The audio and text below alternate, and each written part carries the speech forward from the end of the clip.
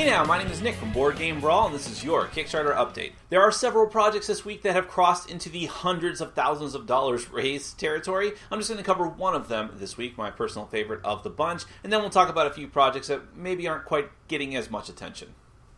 Super Dungeon Explorer from Soda Pop Miniatures is back on Kickstarter, and this time they have a smorgasbord of stuff. The primary focus of the Kickstarter is a new edition of the core game from back in 2011, with revamped miniatures and all of the new rules that were introduced in Forgotten King. You also have the chance to get several new expansion packs to add to your gameplay sessions, either this or Forgotten King, and also the Super Dungeon Legends expansion, which adds campaign-style elements to Super Dungeon Explorer and lets you play it something like Descent. Now, I really enjoy this game. I think it just keeps getting better and better. I always praise their Kickstarters for having no exclusives and still managing to make a lot of money because they give you a lot of value-added content. Super Dungeon Explorer is not everyone's cup of tea, but I certainly enjoy it. Give it a look. See if this is going to be a good entry point for you. The Game Forger is bringing you Pandemonium, a survival horror board game with miniatures that promises no zombies, which I guess is very appealing to a lot of people. You play as a bunch of run-of-the-mill heroes plucked from their daily lives, trying to defeat a bunch of nasty creatures, werewolves, and the like. The miniatures are really interesting. They're just torsos, kind of like a relic from Fantasy Flight Games, and the gameplay seems very interesting. I don't know if there's possibly too many of these style of games on Kickstarter lately, zombies or not, but still, if it interests you, give it a look.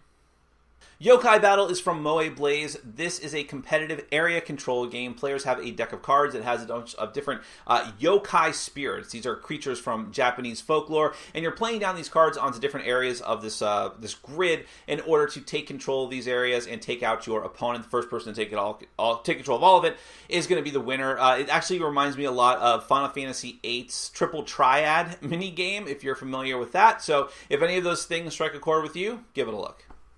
Road to Infamy is a competitive game where players take control of gang leaders and you are trying to have influence over different aspects of the criminal underworld.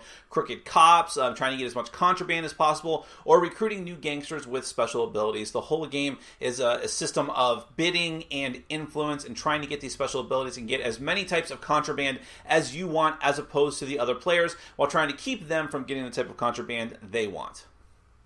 Stealing Mona Lisa is from No Chance Games. This is a light family weight card game, a card drafting game. Players draft skill cards that are going to let them steal precious pieces of artwork and try to be the players with the most money at the end of the game. Of course, you are all vying for the same pieces of art, so that can get kind of tricky. My name is Nick from Board Game Brawl. You can check me out at youtube.com/Board Game Brawl. This has been your Kickstarter update, and since I mentioned it, controversial statement, Final Fantasy VIII was one of the weakest Final Fantasy games of the PlayStation era. Just throwing it out there.